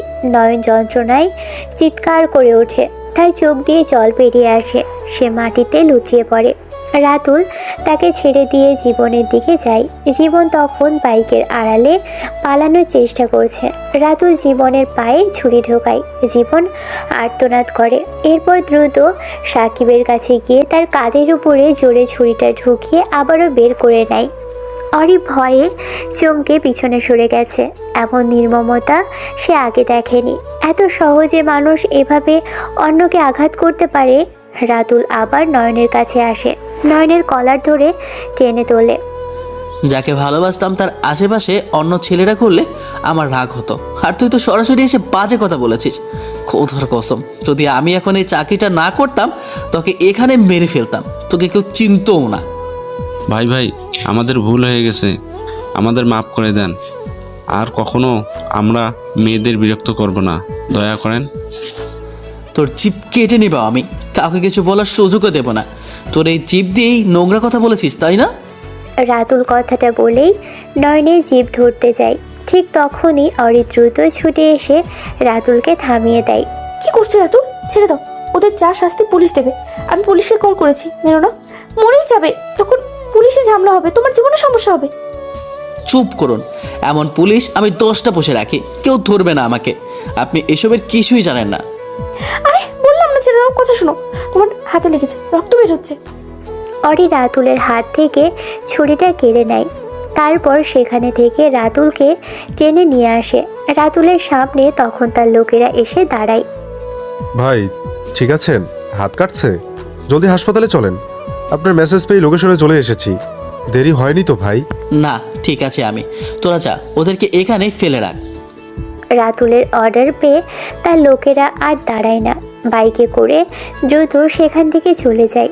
এমন সময় পুলিশের গাড়ি আসে। অরিকে দেখেই পুলিশগুলো আরও তৎপর হয়। অরির বাবা একজন বড় ব্যবসায়ী, তাই পুলিশের সঙ্গে তাদের ভালোই যোগাযোগ আছে। ম্যাম, কারা ছিল? কি হয়েছে? ওই যে ওদেরকে নিয়ে যান। এই চারজন আমাকে উত্ত্যক্ত করছিল, আমার উপরে হামলা করেছে। পুলিশ এসে সেই চারজনকে ধরে নিয়ে যায়। রাতুল তার ব্যাগটা রাস্তা থেকে তুলে নিয়ে হাঁটতে শুরু করবে, তখনই অরি রাতুলের হাত ধরে। কোথায় যাচ্ছ তুমি? তোমার হাত কাটছে। বাড়িতে, আপনি আপনার কাজ করুন। হাত কেটেছে তোমার, ডক্টরের কাছে চলো, তোমার ট্রিটমেন্ট দরকার। ঠিক হয়ে যাবে। এমন কাটাছেঁড়া এই লাইনে রোজই হয়, আপনার চিন্তা করতে হবে না। রোজ তো আর আমার সামনে হয় না। চলো বলছি, আমার গাড়িতে ওঠো। লাগবে না আমার। আর আপনার সমস্যা কি? হ্যাঁ, কলেজে থাকতে যখন প্রপোজ করেছিলাম তখন তো এত দরদ ছিল না আমার প্রতি। তখন তো আমাকে একটা ছোট বাচ্চা বলে অপমান করেছিলেন। এখন এত দরদ কিসের? হ্যাঁ, আপনি সিনিয়র বড় আপু, আমার আপুর বান্ধবী। আমি সব জেনেও ভালোবেসেছি। আপনার সাথে সবসময় আঠার মতো লেগেছিলাম, কেয়ার করতাম। আপনি ভার্সিটিতে ছাতা না আনলে আমি দৌড়ে এসে আপনার মাথায় বৃষ্টিতে ভেজার আগে ছাতা ধরেছি। বাজে ছেলেদের সামনে থেকে টেনে এনেছি, যাতে কেউ আপনাকে বাজে ইঙ্গিত না দিতে পারে। হ্যাঁ, বয়সে ও ক্লাসে আপনার থেকে 3 বছরের ছোট আমি, তাতে কি ছিল? আপনাকে ভালোবেসে যে খুবই পাগলামি করতাম। আপনার পরিবারের কাছে বিচার যেত, এমন কাজ তো কখনো করিনি। আমি বুঝতাম আপনি বড়লোক ঘরের মেয়ে, ছেলেদেরকে যোগ্যতা নিয়ে কথা শোনান। কিন্তু আপনি এটা জানেন না, আপনাকে সত্যি যদি কেউ ভালোবাসতো সেটা ছিলাম আমি। আপনি কখনো তা বোঝেননি। আপনার করা অপমান কথাগুলো আমাকে ঠিকমতো ঘুমাতে দেয়নি। খুবই অসুস্থ হয়ে পড়তাম, মাথা কাজ করতো না। একতরফা ভালোবাসা অনেক কঠিন। আপনি আমাকে প্লিজ কেয়ার করবেন না, আমাকে আমার মতো থাকতে দিন। আমার এসবের প্রয়োজন নেই, আমি একা থাকতে পারি। দয়া করে আমার সামনে আমার প্রতি দরদ দেখাবেন না আপু। কথাগুলো বলেই রাতুল আর সেখানে দাঁড়ায় না, সে হাঁটার গতি বাড়িয়ে চলে যায়। অরি চুপচাপ দাঁড়িয়ে থাকে, তার চোখ দিয়ে টপ টপ করে পানি গড়িয়ে পড়ছে। সে এক দৃষ্টিতে রাতুলের চলে যাওয়ার দিকে তাকিয়ে আছে, কিন্তু রাতুল একবারও পিছনে তাকায় না। 2-3 দিন ধরে রাতুল অফিসে যাচ্ছে না। গত রাতে বখাটেদের সঙ্গে মারামারির কারণে তার বাহুতে গভীর আঘাত লেগেছে এবং প্রচণ্ড জ্বর এসেছে। সে সোফাতে এসে চুপচাপ বসে আছে। বাবা সাদাব, মা সীমা আর বোন রিয়া সবাই তার পাশে আছে। রাতুলের দিকে তাকিয়ে তারা চিন্তিত। হঠাৎ কলিং বেল বেজে ওঠে। রিয়া গিয়ে দরজা খুলে দেয়, দেখে একটা সুন্দর মেয়ে দাঁড়িয়ে আছে, হাতে ফুলের তোড়া। আমি নীতি, রাতুল সাহেবের কলিগ। এটা কি রাতুল সাহেবের বাড়ি? হ্যাঁ এটাই, ভেতরে আসো। তুমি তো দেখতে খুব সুন্দর। নীতি ভিতরে আসে, সবাই সেদিকে তাকিয়ে থাকে। এত সুন্দর একটা মেয়ে কেন তাদের ছেলেকে দেখতে এসেছে? রাতুল নীতিকে দেখে চমকে ওঠে, এই মেয়ে এখানে কেন? নীতি এসে রাতুলের সামনে দাঁড়িয়ে ফুলের তোড়া বাড়িয়ে দিয়ে বলে, রাতুল সাহেব, শিহাব ভাইয়ার থেকে শুনেছি আপনি অসুস্থ। ওনার থেকে ঠিকানা নিয়ে চলে এসেছি। আপনি ঠিক আছেন? জ্বর কি খুব বেশি? রাতুল মনে মনে শিহাবকে গালি দেয়। শালা শিহাব আর মানুষ পেল না, এই মেয়েটাকেই ঠিকানা দিল। এই মেয়ে তো আবার তাকে পটাতে চাইছে। রাতুল কিছু বলতে যাবে, ঠিক তখনই বাইরে একটা গাড়ির শব্দ শোনা যায়। তারপর কলিং বেল বেজে ওঠে। রিয়া গিয়ে দরজা খুলে দেয়, তাকিয়ে দেখে অরি এসেছে। অরিকে দেখা মাত্রই রিয়া আনন্দে চিৎকার করে ওঠে, মা, বাবা, দেখো কে এসেছে। আমাদের বড়লোক ম্যাম সাহেব এসেছে। অরি। চুপ করো তো, ভেতরে চলো। অরি ভিতরে আসতেই সে আবার চমকে ওঠে, নীতি এখানে কেন? রাতুলের হাতে ফুলের তোড়া কেন? অরিকে দেখে রাতুল আর নীতি দুজনেই অবাক হয়। তখনই রাতুল দ্রুত বলে, মিস নীতি, চিন্তার কিছু নেই। উনি আমার আপুর বান্ধবী, তাই বেড়াতে এসেছেন। ওহ তাই বলুন, আমি তো ভাবলাম। অরি নীতির দিকে কঠোর দৃষ্টিতে তাকিয়ে বলে, কি ব্যাপার নীতি, তুমি এখানে কেন? তোমার কি কোনো কাজ নেই? ম্যাম, আসলে রাতুল সাহেব অসুস্থ, তাই দেখতে এসেছিলাম। দেখা শেষ, এখন যাও অফিসে। শিহাবকে প্রেজেন্টের কাজগুলোর হেল্প করো। তোমার কোনো কাজ পড়ে থাকলে চলবে না। কিন্তু ম্যাম, আমি তো আজ ছুটি নিয়েছিলাম। আমার ছুটি তো এখনো শেষ হয়নি। আমার ছুটি এখনই ক্যান্সেল, যাও বলছি না, দেরি করো না। নীতি তাড়াতাড়ি সেখান থেকে বের হয়ে যায়। যাবার আগে রাতুলের দিকে তাকিয়ে মুচকি হেসে বিদায় নেয়। রাতুলও হাসে। অরি রাগী চোখে তাকিয়ে থাকে রাতুলের দিকে। তার ইচ্ছে করছে রাতুলের ব্যথা লাগা জায়গাতে আরও ব্যথা দিতে। রিয়া অরিকে নিয়ে সোফাতে বসায়। রিয়ার মা সীমা বলেন, তা মা, এত বছর পর আমাদের কথা মনে পড়লো? আগে তো প্রায় এখানেই থাকতে, এতদিন পর আসলে কেন? তুমি তো আমাদের সবার কথা ভুলে গিয়েছিলে। আন্টি, দেশের বাইরে চলে গিয়েছিলাম, তাই আসতে পারিনি। তুমি তো ভুলেই গেছো আমাদের। ভুলে যাওয়া কি উচিত ছিল? তারা গল্প করছে। এমন সময় রাতুল উঠে দাঁড়ায়। আপনারা গল্প করেন, আমি চাই, আমার আর বসা ঠিক হবে না। কোথায় যাবি? তুমি ছাড়া কি কথা আগাবে? তুমি বসো। সবাই তখন দরজার দিকে তাকায়। অরির দাদু মিজান সাহেব এসেছে। সবাই উঠে দাঁড়ায়। অরি গিয়ে তাড়াতাড়ি তার দাদুকে ধরে এনে সোফাতে বসায়। লোকটাকে দেখে চমকে গেছে সবাই। ইনি তো অফিসের মেন মালিক ছিলেন। আজকে আমি এসেছি একটা কথা বলার জন্য। আমার নাতনি ওরি, সে আমার প্রায় 20 কোটি টাকার মালিক। ওর মা বাবা মারা গিয়েছেন অনেক বছর আগে। আমার কাছেই মেয়েটা বড় হয়েছে। মা বাবাহীন এতিম মেয়েটা মন খারাপ করে থাকবে, সেটা কি আমি হতে পারি? আসলে আমি এসেছি রাতুলের সাথে ওরির বিয়ের বিষয়ে কথা বলতে।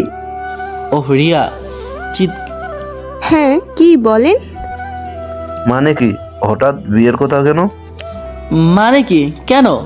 সবাই চমকে কথাগুলো বলে ওঠে। অরি চুপচাপ বসে আছে। হ্যাঁ, আমার নাতনি ভালোবাসে রাতুলকে। আপনারা রাজি হয়ে যান। আমার নাতনিকে আমি খুব ভালো করে চিনি। কিন্তু আমি রাজি না, আমি ওনাকে বিয়ে করব না। কি বলছিস?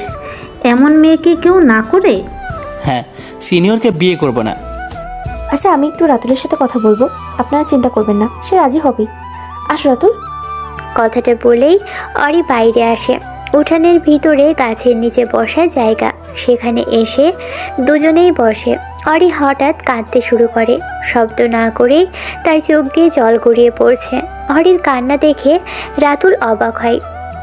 রাতুল, 4 বছর আগে তুমি আমাকে প্রপোজ করেছিলে, আমি জানি। তখন তোমাকে সেভাবে দেখিনি। আমাকে তুমি অনেক কেয়ার করতে, অনেক খেয়াল রাখতে। আমি ভাবতাম বড় আপু হিসেবেই রাখছো। যখন আমি দেশের বাইরে চলে যাই, তখন কিছু মাস ঠিকই ছিলাম, কিন্তু সেখানে কাপলদের দেখতাম আর কল্পনাতে তুমি চলে আসতে। কিছুতেই তোমাকে নিয়ে ভাবা বন্ধ করতে পারতাম না। তোমার ছোট ছোট কেয়ারগুলো এত বেশি ভাবাতো যে আমি তোমাকে ভালোবাসতে বাধ্য হই। তোমাকে মিস করা শুরু করি। রোজ তোমার আপুর কাছে তোমার খোঁজ রাখতাম। আমি জানি সে সময় আমি তোমাকে রিজেক্ট না করলে হয়তো তুমি ম্যাচিউর হতে না। তাছাড়া এখন দেখেছো, তোমার পরিবার আমার পরিবারও মেনে নেবে। তখন কেউ মেনে নিত না। কিছু জিনিস পূর্ণতা দিতে সঠিক সময়ের প্রয়োজন আছে। কষ্টগুলো একপাশে রেখে এখন ভালো মুহূর্তটা কি উপভোগ করা যাবে না? তবে তুমি যদি আমাকে আর ভালো না বাসো, আমি জোর করব না। এখন আমি তোমাকে ভালোবাসি, জোর করে তোমাকে পেতে চাই না। আমি তাহলে বুঝিয়ে বলবো দাদুকে। চিন্তা নেই, চলো তাহলে উঠি। কথাগুলো বলে অরি উঠতে যাবে। রাতুল তখন দ্রুত অরির হাত ধরে অরিকে কাছে টেনে এনে হাতের ভিতরে হাত দিয়ে বলে, আমিও ভালোবাসি আপনাকে। আপনার প্রতি ভালোবাসা কখনো কমেনি। এই জন্য এত বছর কারোর সাথে সম্পর্কে জড়ায়নি। যা করেছি, যা বলেছি, মনের ভিতরে জমে থাকা কষ্ট নিয়ে বলেছি। সত্যি? কথাটা বলেই অরি দ্রুত রাতুলের গালে চুমু খায়। ঠিক তখনই পিছন থেকে হাততালি দিয়ে ওঠে সবাই। পিছনে তাকিয়ে দেখে বাড়ির সবাই এসে দেখছে ওদের। দুজনেই লজ্জায় মাথা নিচু করে থাকে। শেষমেশ তুই সিনিয়র হয়ে জুনিয়র ছেলের প্রেমে পড়লি, আর ছোট ভাই বড় অপর প্রেমে তো আগেই পড়েছিল। তো কি, বিয়ের তারিখ ঠিক করে ফেলি আমরা? তোরা প্রেম কর, 4 বছর ধরে জমা প্রেম। বিরক্ত করছি না। সবাই হো হো করে হেসে চলে যায় আর অরি চুপচাপ বসে থাকে। রাতুল অরির কাঁধে মাথা রাখে। অরি রাতুলের চুলগুলো টেনে দিতে দিতে বলে, এই শোনো, নীতির সাথে যেন তোমার কথা বলতে না দেখি। যদি দেখি তোমার খবর আছে। রোজ অনেক আদর দিতে হবে, তাহলে তাকাবো না। আদর দিতে হবে কেন? আমি তো তোমার বস। ও মা, ছোট মানুষকে বড়রা আদর করে না? ওরে ফাজিল। দুজনে হাসতে হাসতে গল্প করতে থাকে।